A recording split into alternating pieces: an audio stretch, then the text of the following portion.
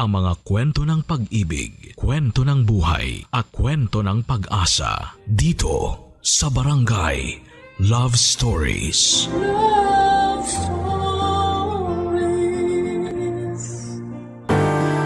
Lahat tayo ay may kanya-kanyang gusto pagdating sa taong nais nating makarelasyon. May ilan sa atin ay simple lamang ang hiling.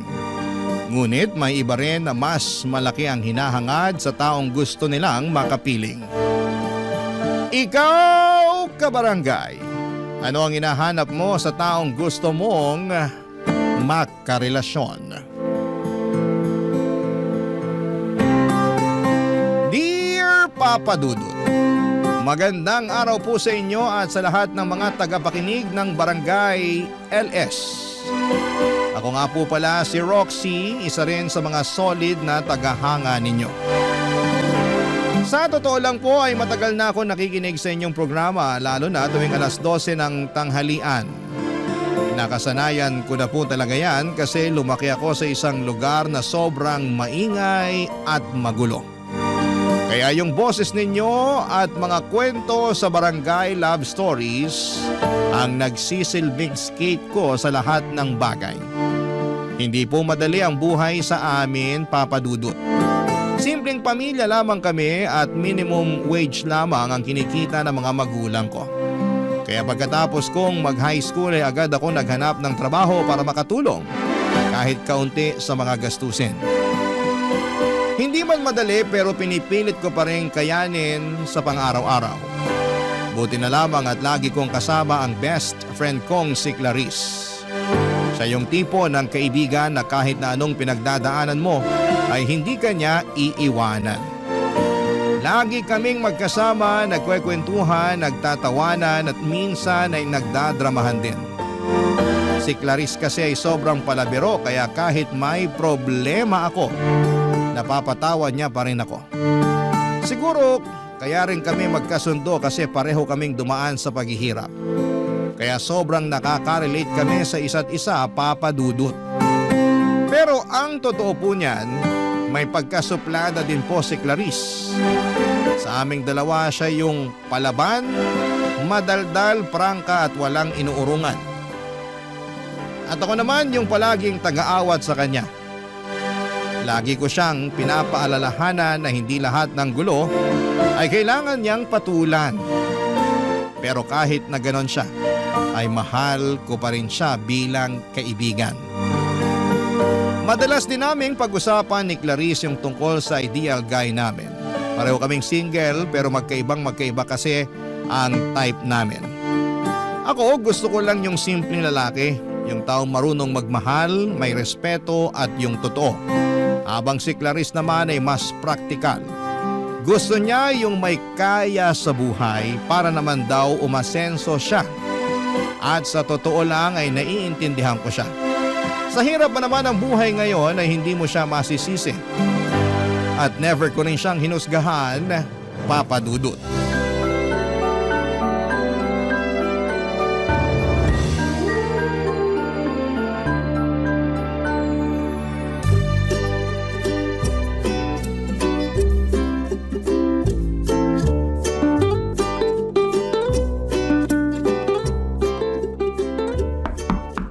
Roxy! Besh! Ano ba yan? Umagang-umaga, tulog ka pa rin ba? Buksan mo na nga tong pintuan ng kwarto mo. Bilis! Sandali lang. Double time! Bilis na! Heto na.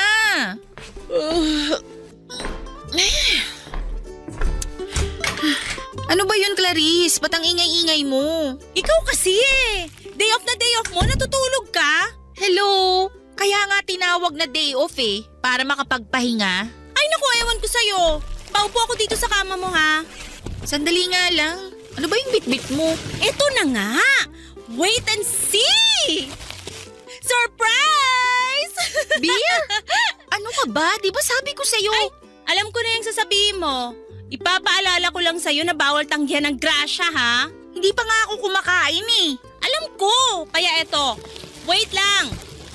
May dala din akong sisig! Kumpleto yan! Special participation mo na lang ang kulang. Ay wow, big time na big time ka, Besha. Huhulaan ko. Nakuha mo na siguro yung sahod mo, no? Ay hindi, may sasabihin ako sa'yo. Pero atin-atin lang to ha. Ano yun? Kaka-resign ko lang nung isang araw. Ha? Paano ba naman kasi? Hindi naman kasi nababagay yung beauty ko sa bake shop na yon. Ang init-init, tapos ang baba pa ng sahod. Makapagsalita ka naman, parang nakapagtapos ka ng kolehiyo ah. Eh bakit? College graduate na lang ba ngayon ang may karapatan na magreklamo? Ewan ko sa'yo. Sisimulan ko na. Wait lang. Inumin ko lang to.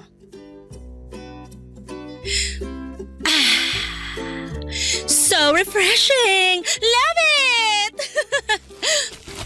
Oh, ikaw na. Etong sayo. Mamaya na ako. Sandali nga lang. Kung nag-resign ka na sa bakery… Siguro nagtataka ka kung saan ko nakuha yung perang pambili ko dito sa beer at sisig, no? Oo. May nakadate akong mayamang lalaki kagabi. Tapos ayun, humingi ako ng pera. Ay, grabe siya! Ikaw na, besh! Pero besh, ang baho ng hininga niya. Kaya ayun, pagkatapos ng date namin, di ko na nareplyan. Alam mo ikaw, ang sama talaga ng ugali mo. Malay mo naman, baka nakalimutan lang mag-toothbrush. Pero teka nga lang, saan mo naman nahanap yung nakadate mo? Saan pa? Eh di sa dating app. Sa katunayan nga eto, naghanap uli ako ng mayamang makakadate. Halika, tulungan mo ako mamili. Idadamay mo pa ako sa kalokohan mo. Alam mo ikaw, konti na lang at mapipiko na talaga ako sa'yo. Dilibre na nga kita ng beer at sisig eh. Binibilangan mo ako, ganon? Huwag ka na kasing maarte. Halika na, tulungan mo ako mamili dito. Sige na nga. Ay, mukhang kapre. Ayoko dito. Bunga nga mo, besh. Totoo naman ah. Wait lang, hanap pa tayo. Ay, masyadong pandak, pass. Ay, eto kaya, besh. Tignan mo, oh. Gwapo. Mukhang kaya kang dalin abroad. Hello, tingnan mo nga yung ngipin ng mokong na yan. Dali niya muna sarili niya sa dentista. Dami mong arte. Makainom na nga lang. Ay, very good ka dyan. Oh, eto na yung iyo. Ubusin mo yan ah.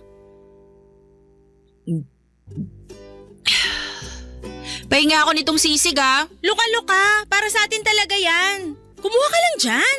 Patayin mo na nga muna yung cellphone mo. Magkwentuhan na muna tayo. Sige na nga. Mukhang wala namang gwapo sa dating app na to eh. Try ko na lang uli mamaya, baka swertehin ako. Ay, siya nga pala. Ikukwento ko na sa'yo kung paano ako nag-resign sa bake shop.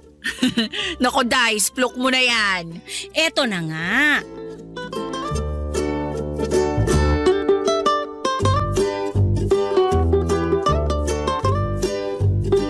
Nagkwentuhan kami ni Clarice noong umagang yon at parang walang katapusan ang tsikahan namin. Ikinuwento niya na pagod na raw siya sa trabaho sa bakery kaya nag-resign na siya, Papa Dudut. Ang sabi pa niya, gusto na lang niyang maka-jackpot ng gwapo at mayamang lalaki para hindi na siya mahirapan sa buhay. Ang totoo po niya ay medyo nanghinayang ako. Kasi sa hirap ng panahon ngayon ay hindi biro ang mawala ng trabaho.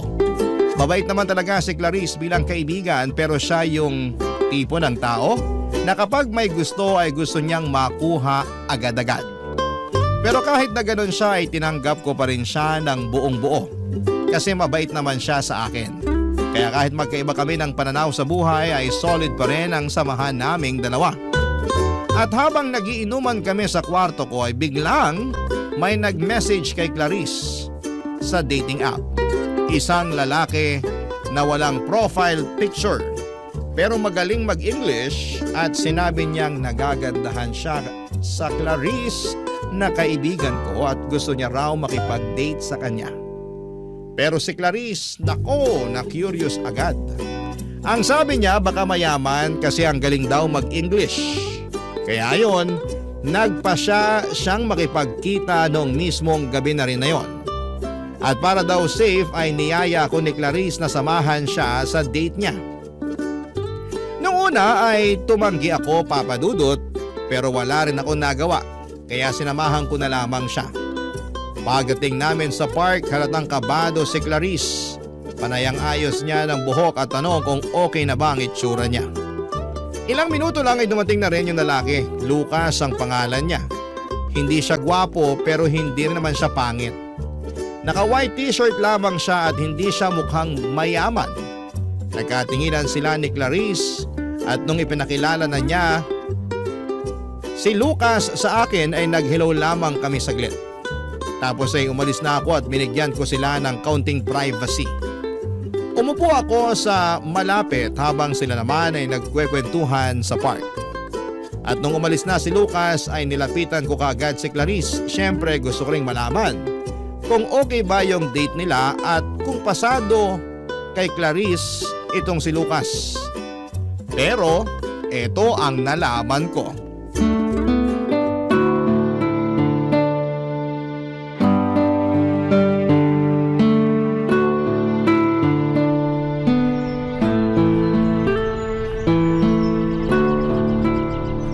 Uy, Besh, ba't napaaga siya ng alis? Ewan ko dun.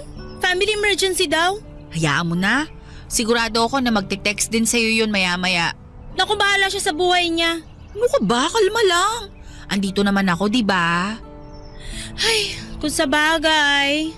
Ay, siya nga pala. Kumusta yung naging usapan nyo? Ichika mo na, dali. Alam mo, nagsasayang lang ako ng oras. Dapat di tayo pumunta dito eh. Mabuti na lang talaga't sinamahan mo pa ako. Uy, bakit naman? Malay mo naman. Baka nagkaroon talaga ng family emergency yung tao. Hindi yun ang ibig kong sabihin. Ha? Eh ano? Nagsayang lang ako ng oras kasi ang tsaka niya, Bes. Paano tsaka? Oo, siguro hindi siya kagwapuhan. Pero hindi naman siya pangit ah. Malakas ang pakiramdam ko na kung sakaling magkatuluyan kami, hihilahin lang ako pababa nung dugyot na yon. Anong ibig mong sabihin? Nakita mo ba yung suot niya kanina? Mukhang galing ukay-ukay. Tapos yung cellphone niya, besh, nakakaloka. Iisa lang yung camera. Di ba yung cellphone ng mayayaman, yung tigta-tatlo na yung camera sa likod? Alam mo ikaw, napaka-judgmental mo. Mukhang mabait naman yung tao ah. Hello, anin ko naman yung mabait kung hampas lupa naman yung datingan. Loka ka rin kasi. Nakabingwit ka na nga ng mayaman nung isang araw, pinakawalan mo pa. Ayan tuloy na pala mo. Utang na loob, kilabutan ka nga sa mga pinagsasasabi mo dyan. Mayaman nga pero wala namang pambili ng toothpaste. Hoy Besh, may nag-message sa'yo. Sino ba to? Ay, si Lucas. O anong sabi? Eto, humihingi ng tawad kasi napaaga ang alis. O yun naman pala eh. At least humingi ng tawad, di ba? Ay, hindi ko pala nagpasin to. Sandali lang, re-replyan ko lang to. Ano balak mong gawin? Manghihingi ako ng pera. Huy, ano ka ba? Wag na. Anong kasyo nga? Pinapunta-punta niya tayo dito tapos ngayon naalis rin naman pala siya. Siyempre lulubos-lubusin ko na to, no? Bahala ka na nga dyan. Pero wag na wag kang magdadabog pag hindi yan nagpadala ah. Kilala naman kita. Yung ayaw mo sa lahat, yung hindi natutupad yung gusto mo. Maghintay ka lang. Pag eto nagpadala, promise makikinabang ka rin. Bahala ka na nga dyan. Hoy! Ayos ka lang? Ang cheap! Cheap? Bakit cheap? Nagpadala ng 500! Ano ka ba? Okay na yan. Sandali lang ha, manghihingi pa ako dito. Uy, wag na. Mahiya ka naman. Hey, sige na nga! Oh, anong gagawin natin ngayon sa 500? Ay, alam ko na. Ano? Tingnan mo dun, no, may street food. Halika na.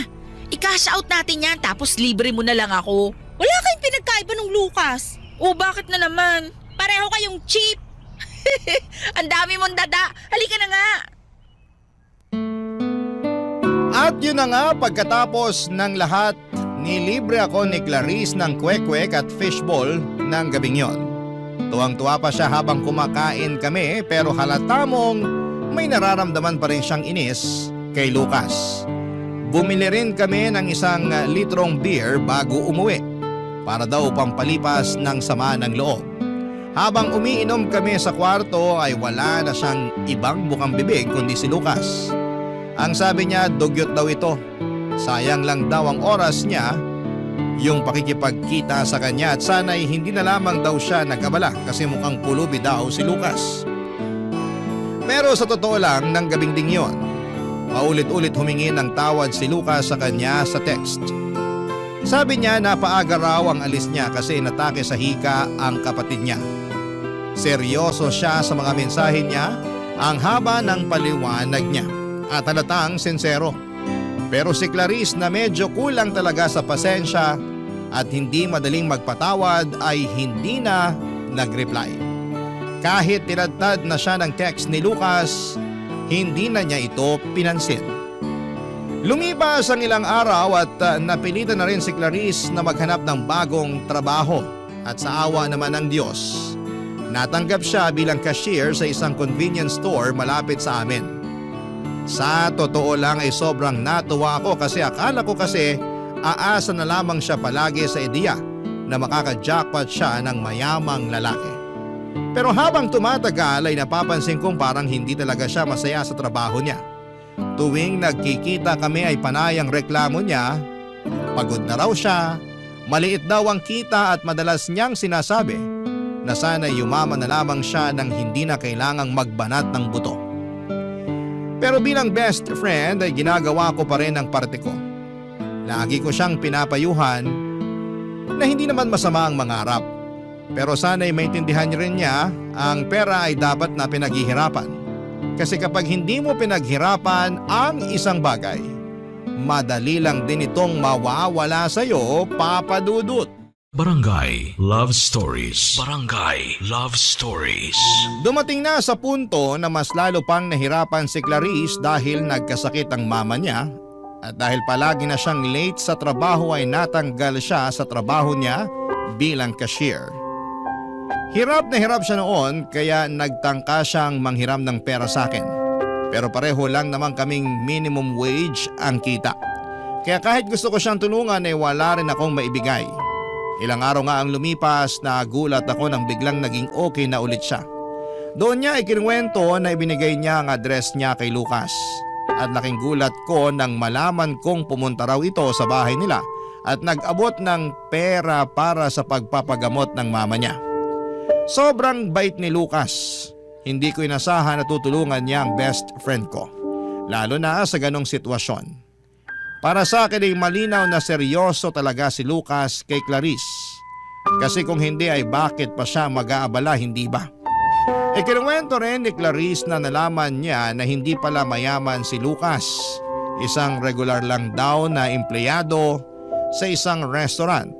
Pero masaya pa rin siya dahil sa tulong na naibigay nito. Kaya lang habang tumatagal ay napansin kong halos lagi na lamang siyang humihingi ng pera kay Lucas.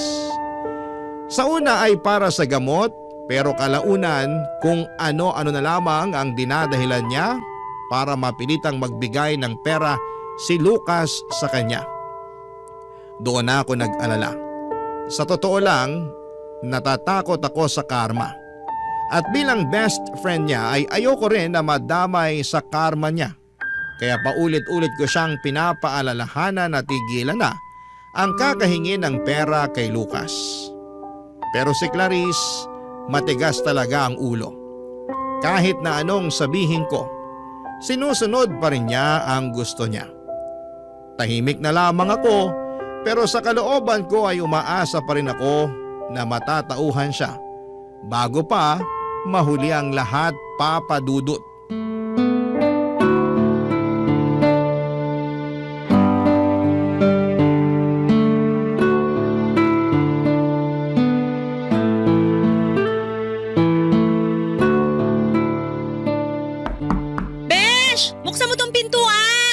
Sandali lang naman. Bilisan mo, naiinip na ako. Alam mo ikaw, konting-konti na lang talaga't pagbabawalan na kitang pumasok dito sa bahay. Ang ingay mo para kang ambulansya. Malas mo kasi favorite ako ng mama at papa mo eh. Kaya parang bahay ko na rin to.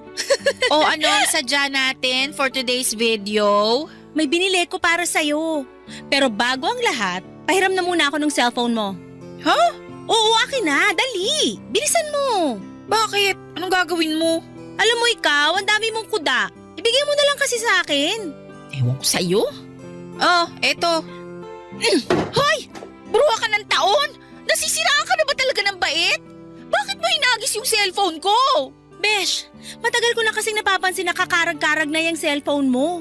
Ni hindi na nga kita marinig ng maayos tuwing tinatawagan kita eh. Kaya wait ka lang dyan. May bibigay ako sa'yo. Tada! Ano yan? Bulag ka ba? Eh di bagong cellphone. Binili ko talaga yan para sa'yo. Gaya nga nung sinabi ko, napansin ko kasi nakakarag-karag na yung cellphone mo. At syempre bilang nag-iisang dakilang best friend mo, naawa naman ako sa'yo. Kaya ayan, sayong-sayo na yan. Ano ka ba naman, Clarice? Nakakahiya. Hindi ko pwedeng tanggapin to. Tanggapin mo na lang kasi. Sandali nga lang. Saan ka naman kumuha ng pambili para dito? Eh wala kang ngang trabaho. Hindi na importante yun. Ay, bakit pa nga ba ako nagtanong? Malamang nanghingi ka ng pera kay Lucas, no? Check! Eto, Besh, ha? Tayong kaibigan lang. Hindi na ako natutuwa sa ginagawa mong paghingi ng pera dyan kay Lucas. Nung nagkasakit yung mama mo, naiintindihan ko pa kung bakit ka nanghingi ng tulong sa kanya. Pero ngayon na magaling na yung mama mo, wala ka ng dahilan para manghingi sa kanya. Huy, matakot ka naman sa karma. Teka lang ha, O bakit? Ano na naman ang binabalak mo, bruha ka? tatawagan ko lang si Karma.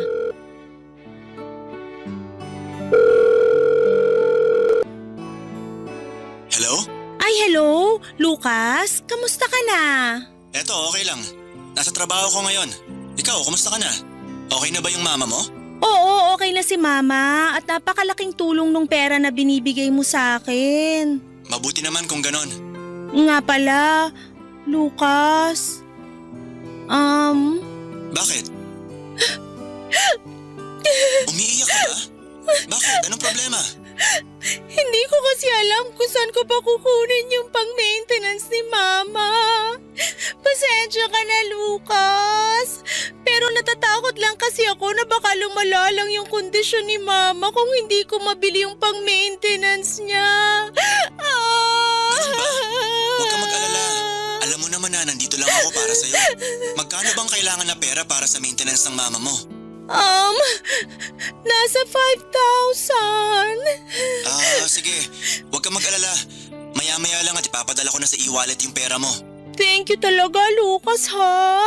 Hindi ko alam kung ano gagawin ko kung wala ka. Ano ka ba? Maliit na bagay. Basta pag may kailangan ka, huwag ka mahiyang lumapit sa akin, ha? Nga pala, Clarice. Kailan ba ako pwedeng dumalo ulit yan sa inyo? Ay, naku! Kailangan ko pa palang bantayan si Mama.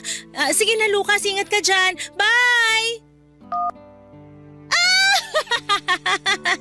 Kitams? Clarice, hindi ka ba kinikilabutan sa pinaggagawa mo? Kung makapagsalita ka naman, kala mo naman hinostage ko yung tao para bigyan ako ng pera. Kahit na, panggagancho pa rin yung ginagawa mo. Nakakahiya ka? Umalis ka na muna, please. Kausapin mo na lang ako kapag nasa katinuan ka na. Hoy! Nakakasakit ka na, ha? Ay, kunin mo na tong cellphone, hindi ko matatanggap yan. Alam mo ikaw, ang dami mong arte. Kung gusto mong pagtiisan yung nabubulok mong cellphone, bahala ka sa buhay mo. Makaalis na nga lang. Mukhang meron ka kasi ngayon eh. Papadudot ilang araw din kaming hindi nagkibuan ni Clarice pagkatapos ng nangyari. Tahimik lamang kaming pareho, walang chat, walang tawag at walang text. Alam ko kasi na hindi tama yung mga ginagawa niya kay Lucas at ayoko naman siyang konsentihin. Kung mananahimik lamang ako sa panggagancho ng kaibigan ko ay parang sinang-ayunan ko na rin ang panloloko niya. At ayoko talagang matulad sa mga best friend na kinukonsinti lang ang mali ng mga kaibigan nila. Para sa akin ang tunay na kaibigan ay yung handang magsabi ng totoo kahit masakit. Handang itama ka kapag naliligaw ka na. At hindi ka hahayaang masanay sa mga bagay na makakasama sa iyo. Kasi kung totoong mahal mo ang isang tao bilang kaibigan ay gugustuhin mong mapabuti siya. Hindi yung pabayaan mo na lamang dahil ayaw mong masira ang samahan ninyo. Mas pipiliin kong masira ang friendship kesa tulungan siyang sirain ang sarili niya. Pero habang lumilipas sa mga araw ay aaminin ko na nami-miss ko rin siya. Sanay kasi ako na lagi ko siyang kasama ka-chat at katsikahan. Kaya isang araw, hindi ko na rin kinaya. Pinuntahan ko si Clarice sa bahay nila kahit medyo nag-aalangan ako sa magiging reaksyon niya. Pagbukas niya ng pintuan ay nagulat ako kasi siya pa yung unang yumakap sa akin. at agad na humingi ng sorry. Ang sabi niya hindi niya raw kaya na mawala yung nag-iisa niyang tunay na kaibigan. Doon na rin ako na-touch at syempre pinatawad ko siya kaagad. Pero sinabi ko pa rin sa kanya na hindi pa rin ako sang-ayon sa ginagawa niya kay Lucas. Ayoko lang na mapunta siya sa maling landas at pagsisihan niya ito sa bandang huli. Buti na lang at naintindihan niya. Tahimik lamang siya pero ramdam ko na tinanggap niya yung sinabi ko. Tapos bigla niya akong inalok na makipag-inuman. Napatawa na lamang ako kaya ayon pumunta kami sa isang sari-sari store at nag-inuman kami doon habang nagkwekwentuhan. Doon na rin namin naayos lahat ng tampuhan at sama ng loob. Simple lang yung inuman namin noong mga panahon na yon pero ang sarap sa pakiramdam. Kasi parang bumalik ulit yung sigla ng dati naming samahan, Papa Dudut.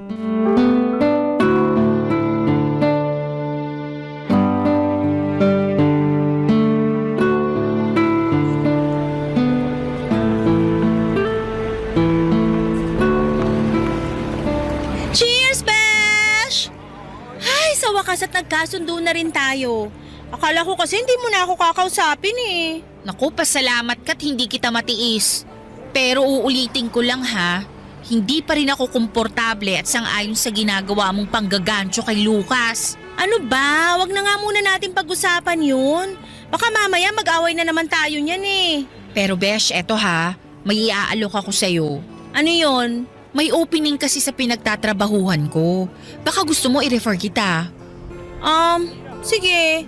Pag-iisipan ko. Uy, pangako yan ha, pag-iisipan mo. Oo na. Uminom na nga lang muna tayo. Saglit lang ha. Uy, saan ka pupunta? Babayaran ko lang yung binili nating beer. Baka mamaya malasing tayo tas makalimutan nating bayaran. Ano ka ba? Wag na. Ay hindi, ako na.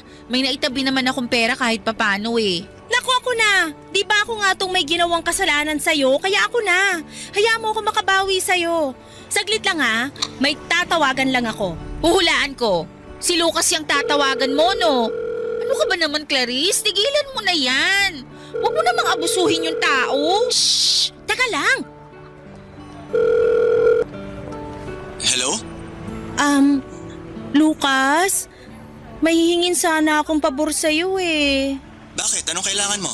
Ubus na kasi yung maintenance ni Mama. Baka naman may pera ka pa dyan, kahit konti lang. Clarice, pasensya ka na pero nawalan kasi ako ng trabaho eh. Hindi na muna kita mapapadala ng pera. Ano? Pasensya na talaga, sana maintindihan mo. Sige na, kahit 500 lang. Walang-wala talaga ako ngayon eh. Napakawalang kwenta mo naman. 500 na nga lang yung hinihingi ko, hindi mo pa ako mapagbigyan? Akala mo ba hindi ko napapansin na panay na yung paghingi mo sa akin ng pera? Sa tingin ko nga may iba ka nang pinagagamitin ng pera bukod yan sa maintenance ng mama mo eh. Hoy! Ang kapal na mukha mo para questionin kung saan ko ginagamit yung pera. Wala kang karapatan para pag-isipan ako na masama. Meron! May karapatan ako na questionin ka. Sa tingin mo ba talaga, hindi ko napapansin na nanlalamig ka bigla sa akin tuwing hindi ako nakakapagpadala ng pera?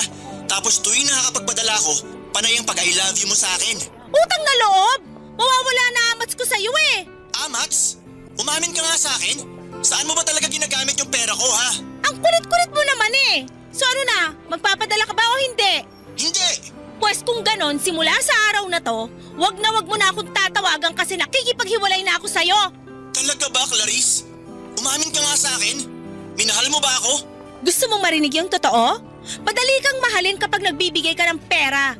Pero tuwing tinatanggihan mo ko, nahihirapan akong pakisamahan ka kasi mukha kang dugyot. Simula ngayon, wag ka na magpaparamdam sa akin ha. Clarice, sandali lang! Goodbye! Hoy, ayos ka lang? Kumalma ka nga.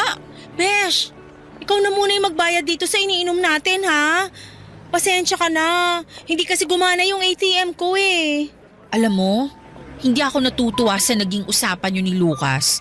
Pero mas mabuti na nga siguro yung ganun. Anong ibig mong sabihin? Para din naman sa ikabubutin yung dalawa yung pakikipaghiwalay mo sa kanya. Nang sa ganun, hindi mo na kailangang makonsensya, di ba? Makonsensya saan? Sa panghihingi ko ng pera sa kanya? Hoy! Ni minsan hindi ako nakonsensya kasi pinakikisamahan ko siya kapalit ng pera na binibigay niya sa akin. Ay nako, kung ako sa'yo, magbagong buhay ka na lang. Hindi ka pa ba nagsasawa sa buhay na nakaasa ka sa lalaki? At isa pa, mas magaan ang buhay kapag alam mong wala kang tinatapakang tao. Besh, sa hirap ng buhay ngayon, ba't naman ako magsasawa? Ano ka ba, Besh? Matakot ka naman sa... Oo na, sa karma. Ilang beses ko nang narinig yan. Paulit-ulit ka rin eh, para kang sirang plaka. Siguro kung may piso lang ako sa kakabanggit mo sa karma na yan, malamang nalibre na kita ng 2 case ng beer ngayon. Hindi mo ba sasagutin yan? Wag na, para saan pa? Eh hindi rin naman magpapadala ng pera yan. Sagutin mo kaya. Mag-sorry ka na lang sa mga pinagsasabi mo sa kanya kanina. Ikaw ang nakaisip, diba? Eh di ikaw ang gumawa. Papadudot, ako na ang nagbayad ng lahat ng ininom namin ni Clarice ng gabing yon. Pero sobra din akong na-guilty at nakonsensya ng gabing yon. Habang nagiinuman kasi kami kung ano-ano mga masasakit na sinabi ni Clarice tungkol kay Lucas. At habang nakikinig ako, hindi ko maiwasang mag-guilty kasi pakiramdam ko ay hindi naman deserve ni Lucas lahat ng yon. Kasi minahal lang naman niya si Clarice ng totoo. Kaya naman kinabukasan ay kinausap ko si Clarice. Sinubukan ko siyang hikayatin na mag-sorry kay Lucas. Kahit simpleng message lang pero ayaw niya talaga. At ang tigas pa rin talaga ng ulo niya. Desidido siya na tapusin na talaga ang lahat sa kanila. At dahil doon ay ako na ang kumilos at naghanap ng paraan kung paano ako makakahingi ng tawad sa mga sinabi at ginawa ni Clarice. Hinanap ko si Lucas sa Facebook at nung nakita ko na yung account niya ay nag-message ako sa kanya. Hindi ko alam kung paano ko sisimulan pero ako na mismo ang humingi ng tawad sa kanya sa lahat ng ginawa at sinabi ni Clarice sa kanya. Nag-reply si Lucas at halatang sobrang bigat ng loob niya. Sabi niya ay hindi niya inakala na pera lang pala ang habol ni Clarice sa kanya. At hindi pala siya minahal nito ng lubos. Kaya dinamayan ko na lamang siya sa chat. At ang sabi ko pa nga sa kanya, mabait siyang tao. At makakahanap din siya ng babaeng mamahalin siya ng totoo balang araw. Pagkatapos ng usapan namin ay gumaan talaga ang pakiramdam ko, Papa Dudut.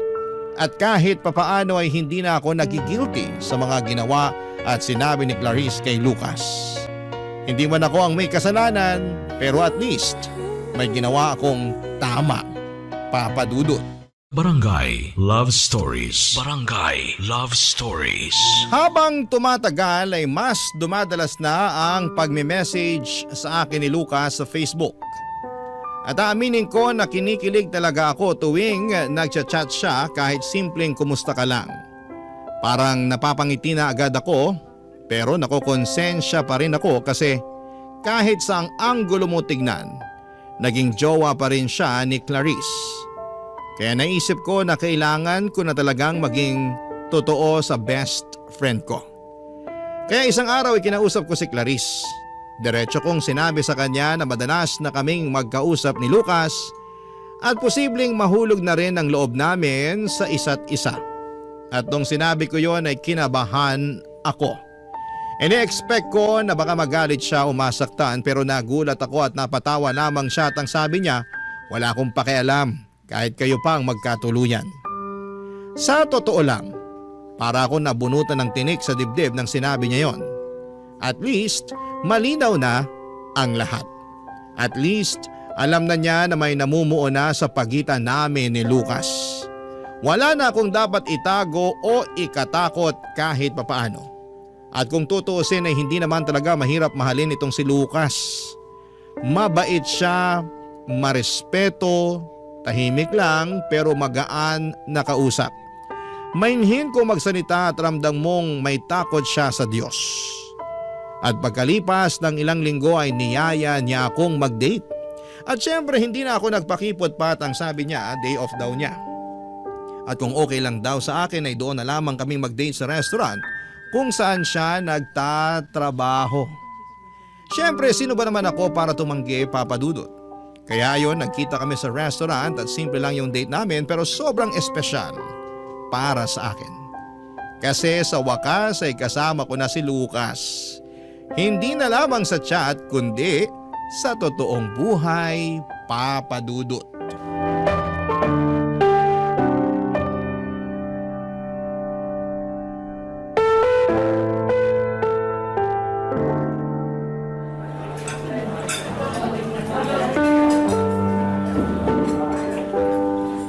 Ang gwapo mo pala kapag naka-formal attire. So, ibig mo bang sabihin, pangit ako kapag hindi formal yung attire ko? Ano ka ba naman? Hindi yun ang ibig kong sabihin. Ang sinasabi ko lang naman, mas lalo kang pumupogi kapag ganyan ang suot mo. Salamat. Nga pala Roxy, alam na ba ng kaibigan mo na… Na ano? Na tayo na? Oo, sinabi ko sa kanya. Ano yung naging reaksyon niya nung sinabi mo sa kanya na tayo na? Ayos lang naman sa kanya. Ay, Bakit? May problema ba? ang totoo niyan hindi na ako nabibigla. Unti-unti ko nang natatanggap na hindi naman talaga ako minahal ni Clarice eh. Pasensya ka na talaga ha. Ano ka ba? Wala ka namang kasalanan dun eh. Aaminin ko, nung una, akala ko minahal ako ni Clarice. Pero habang tumatagal, mas lalo ko napapansin na yung pera lang yung habol niya sa akin. Huwag mo nang isipin yun. Ang importante, nandito na ako, di ba? Kung sa bagay, nakakatawa no? Sino ba mag-aakala na magkakatuluyan pala tayo sa huli? Kasalanan mo to eh. Panay kasi pagpapakyut at pagchat-chat mo sa akin sa FB. Alam mo, hindi ako nagsisisi na ginawa ko yon. Bakit naman? Dinamayan mo ako nung mga panahon na lugmok ako sa paghihiwalay namin ni Clarice. Ano ka ba? Wala yun, Lucas. Eto naman, bakit Lucas pa? Ha? Ano bang gusto mong itawag ko sa'yo? Babe na lang kaya? Sige na nga. Babe? Nga pala busog na ako. Eto na nga pala yung share ko. Wag na. Eh hindi. Kung sa tingin mo hahayaan kitang magbayad sa lahat ng in-order natin, nagkakamali ka oy. Ang dami ko kayang nakain. Kaya sige na, tanggapin mo na to. Seryoso ako. Hindi mo na kailangan gawin yan eh. Bakit naman? Halika na. Teka lang, saan tayo pupunta? Eh hindi pa nga natin nababayaran yung in-order natin eh. Hindi na kailangan. Hoy, anong hindi na kailangan? Ibig mong sabihin mag-1, 2, 3 ka? Hindi ko na kailangan gawin yon. Kasi sa mga magulang ko naman tong restaurant eh. Kay drama yarn? Hoy nako, pinagloloko mo ko. Hindi ko naman alam na joker ka rin pala. Seryoso ba? Pero akala ko… Na ano? Na dito ako nagkatrabaho? Naglilinis at nagsiserve din ako dito kapag kulang sina mama at papa sa staff. Anak lang ako na may-ari, pero hindi ako may-ari. Kaya para na rin ako nagtatrabaho dito, di ba? Eh bakit hindi mo sinabi kay Clarice to? Ang totoo niyan, ikaw pa lang yung pinakaunang tao na pinagsabihan ko tungkol dito. Mas rerespetuhin ka kasi ng mga tao kapag alam nila na may negosyo o pera ka. Kaya ayun, nagpanggap ako para malaman ko yung totoong intensyon nila sa akin. Kung ganun, ba't mo naman inamin sa akin to ngayon? Matagal ko nang napatunayan na hindi ka gahaman tulad ng kaibigan mo. Kasi kung katulad ka lang din ng kaibigan mo, hindi ka magchat-chat sa akin sa Facebook para lang humingi ng tawad sa ginawa niyang panloloko sa akin, di ba? Kung sa bagay. Ay, basta, o eto na yung pera, tanggapin mo na lang kasi. Ang kulit mo naman eh. Sige na nga. Pero sa susunod ako nang gagastos para sa atin ha. Sige na nga. I love you, babe. I love you too, babe.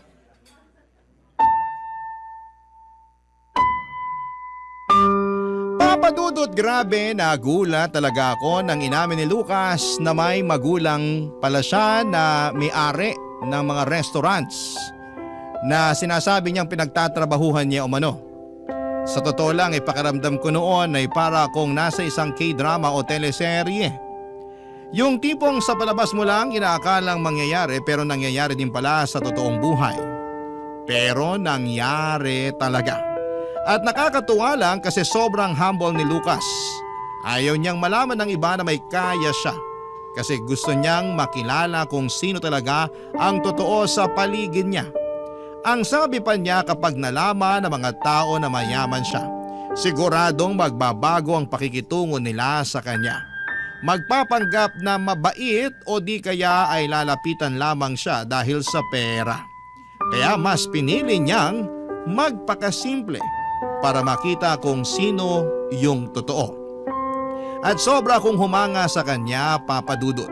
Hindi niya kailanman ginawang basihan ang estado ng buhay ng isang tao.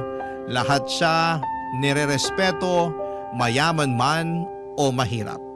Hindi siya mayabang at maayos kausap at kitang-kita ang respeto niya sa ibang tao. Dahil sa personality ni Lucas ay hindi ko talaga mapigilan na mahulog ang loob ko sa kanya at bawat araw ay mas tumitibay ang nararamdaman ko para sa kanya. At syempre hindi ko rin napigilan ang sarili ko na ikwento kay Clarice yung nangyari sa date namin ni Lucas. Sa totoo lang ay ayoko na sana siyang kwentuhan. Pero kinulit niya ako na magkwento. At tanong siya ng tanong hanggang sa nauwi rin sa punto na sinabi ko na sa kanya ang katotohanan. Noong sinabi ko kay Clarice na ang mga magulang pala ni Lucas ay may-ari ng restaurant na sinasabi niyang pinagtatrabahuhan niya ay napanganga na lamang siya. At kitang-kita ko sa mukha niya ang halatang nangihinayang siya sa naging hiwalayan nila ni Lucas. Parang yung tipong gusto niyang bawiin pa sa akin si Lucas na sana hindi na lang nangyari yung hiwalayan nila. Kitang-kita ko sa mga mata ni Clarice ang pinaghalong sama ng loob at pagsisisi. Pero huli na ang lahat. Kasi pagkalipas ng ilang buwan ay lalo lang naming naramdaman ni Lucas na tumitibay at lalong nahuhulog ang loob namin sa bawat isa. Parang bawat araw na lumilipas, mas lumalalim ang samahan namin at mas lalo kong nararamdaman na siya na talaga yung taong para sa akin. At dahil naging busy na rin ako sa love life ko ay hindi ko na masyadong nabibigyan ng pansin ang friendship namin ni Clarice. Kaya noong nagkaroon ulit kami ng chance para makapag-bonding, nilubos-lubos ko na ang pagkakataong yon. At ako na mismo ang pumunta sa bahay nila para makipag-inuman.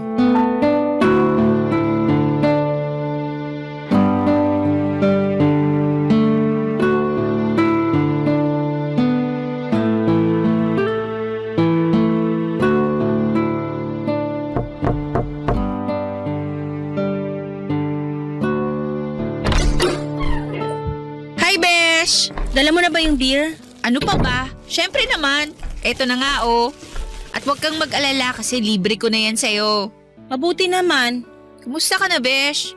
Pasensya ka na kung hindi tayo masyadong nagkikita. Medyo busy kasi ako sa trabaho eh. At medyo busy rin sa ano. Alam mo na, love life, ganun. Yehey! Eh di ikaw na. Uy nga pala, Besh. May gusto sana akong ikwento sa'yo. Ano yon? Alam mo ba na nagdududa na ako na magpo-propose na si Lucas sa akin? Ang OA mo naman? Propose ka agad? Mag-iisang taon pa lang kayo eh. Alam kong OA pakinggan. Pero totoo, Besh. Kasi nitong mga nakaraang araw, may napansin akong kakaiba sa mga kinikilos niya. Paano kakaiba? Yung tipong bigla siyang nanlalamig, tapos tuwing tinitignan ko siya sa mata, parang hindi siya makatingin ng diretso sa akin. Talagang kinukutuban ako, Besh eh. Kasi kapag ganun, malamang sa malamang may tinatago siya, di ba? Kinukutuban ako na may pa-surprise siya para sa akin. O palakpakan! Eh di kayo na ang nagmamahalan, kayo na ang masaya, kayo na lahat. Uy, ayos ka lang ba? Hindi! Alam mo kung bakit? Kasi nakakarindi ka na. Puro ka Lucas, puro ka love life. Inimbitahan kita para makipag-inuman, hindi para kwentuhan mo ako sa mga nangyayari sa inyo. Anong tingin mo sa akin? Facebook na kailangan mong i-update bawat minuto at bawat segundo? Aba matindi! Kumalma ka nga muna. Paano ako kakalma? Eh daig mo pa yung manok sa kakaputak mo. Alam mo, kung puro Lucas at love life lang din naman ang lalabas dyan sa bibig mo, umalis ka na lang. Hindi ko kailangan ng kaibigan na kasing ingay ng radyo namin. Hoy, maghinay-hinay ka naman sa mga sinasabi mo dyan, Clarice. Ang init ng dugo mo ah. May nagawa ba akong masama sa'yo? Oo, meron. Kasi ahas ka. Ipapaalala ko lang sa'yo uli na yung jowa ng kaibigan mo, ginawa mo. So anong tawag mo doon? Hindi ba ahas? Hoy, ipapaalala ko din sa'yo na simulat sa pool wala akong tinago sa'yo. Noon pa man sinabi ko na sa'yo na may namamagitan sa amin ni Lucas. At ipapaalala ko rin sa'yo na pumayag ka. Hindi ka tumutol sa relasyon namin, tumawa ka pa nga eh. Pues ngayon, hindi ko na kaya makipagplastikan sa'yo kaya tatapatin na kita. Hindi na ako masaya sa namamagitan sa inyo ni Lucas. Maniwala ka sa akin. Sinubukan kong labanan yung nararamdaman ko pero habang tumatagal, mas lalo lang akong nahihirapan. Sandali lang, ba't ka naman mahihirapan? Alam ko na. Dahil ba to sa nalaman mo noon na hindi naman pala talaga kapos sa pera si Lucas? Ha? Ano? Magsalita ka. Oo! Yun mismong dahilan. Masaya ka na, ha? Oo, inaamin ko na nanghihinayang ako kasi kung hindi dahil sa'yo, malamang kami pa rin ni Lucas hanggang ngayon. Hoy, babae! Wag na wag mo akong sisisihin kasi kagagawan mo lahat ng nangyari sa inyo ni Lucas. Wag mo akong sisihin kung minalas ka dahil sa sarili mong kasakiman. Minalas ako kasi nagkaroon ako ng kaibigang higad at ahas na pinagsamang katulad mo. Hello? Hello babe? Asan ka ngayon? Bakit babe? May kailangan ka ba? May ipapakiusap sana ako sa'yo eh. Sige, ano yun? Day off mo naman, di ba? Oo, bakit? Kulang kasi kami sa tao dito sa restaurant eh. 2 staff yung umabsent. Baka pwede mo naman akong tulungan dito. O sige, papunta na ako dyan. Magsama kayo sa impyerno! Sandali lang. Pamilyar sa akin yung boses na yan ah. Ay nako, babe, wala yun. Nanonood kasi ako ng horror movie. Nakalimutan ko lang hinaan yung volume. O sige na, ibababa ko na to. Pupunta na ako dyan, ha? Sige, I love you. I love you too. Sinusumpa ko! Maghihiwalay din kayo! Gusto mo ba bigyan pa kita ng kandila at itlog para makumpleto yung ritual mo? Tsaka na nga, napaka-better mo. Aaminin ko po, tuluyan nang nasira ang pagkakaibigan namin ni Clarice dahil sa isang lalaki. Masakit man pero siguro'y ganon talaga ang takbo ng buhay. May mga bagay na kailangang matapos para makapagbigay daan sa mga bagong simula at mas magagandang kwento. Ilang linggo lang ang lumipas pagkatapos ng lahat ay nag-propose na sa akin si Lucas. At syempre buong puso ko siyang sinagot ng oo. At 1 taon mula ngayon ay nagpaplano na kaming magpakasal. At mula nang huli naming pagtatalo ni Clarice ay hindi na kami muling nagkausap o nagkita. Sa ngayon ay magkasama na kami ni Lucas sa isang apartment at masaya kami sa bagong yugto ng buhay namin bilang magpartner.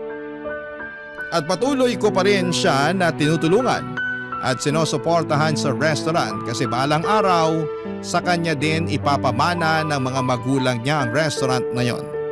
Alam ko pong hindi lahat ay matutuwa o makakaintindi sa mga pinili kong desisyon. Sigurado akong may ilang magtataas ng kilay o baka may manghusga pa. Pero tanggap ko na po yon. Ang importante po sa akin ay wala akong tinatapakang tao at nabubuhay ako ngayon ng mas payapa at mas masaya. Maraming salamat po sa pagbibigay sa akin ng pagkakataong ibahagi ang kwento ko, Papa Dudut. Sana po ay matanggap nyo ito ng bukas ang puso at isipan. Maraming salamat po sa Barangay LS at again sa inyo Papa Dudut, more power po sa inyong programa at naway patuloy po kayong maging inspirasyon ng napakarami. God bless po and more power. Ang inyong forever, kapuso at kabarangay, Roxy. Kwentuhan naman tayo dito sa comment section.